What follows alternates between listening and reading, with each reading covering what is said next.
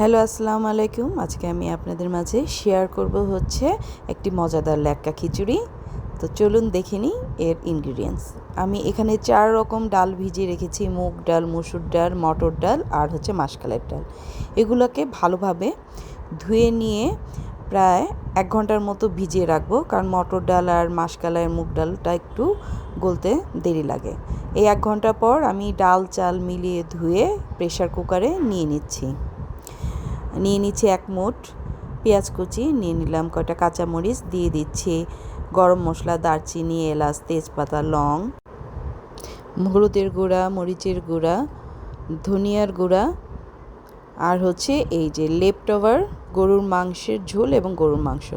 এই কোরবানিতে অনেকের বাসায়ই গরুর মাংস রান্না হয়েছে, তো যেগুলা থেকে যায় সেগুলা দিয়ে আজকে আমি আপনাদেরকে এই রান্নাটা করে দেখাচ্ছি। দিয়ে দিলাম স্বাদ মতো লবণ এবং অল্প কিছু তেল, কারণ এই মাংসের ভিতরেই অনেক তেল আছে। দিয়ে দিলাম পরিমাণ মতো পানি দিয়ে তার মধ্যে দিয়ে দিলাম হচ্ছে আস্ত রসুন দিয়ে এটাকে বন্ধ করে আমি 25 মিনিট মিডিয়াম টু লো ফ্লেমে এটাকে রান্না করে নেব।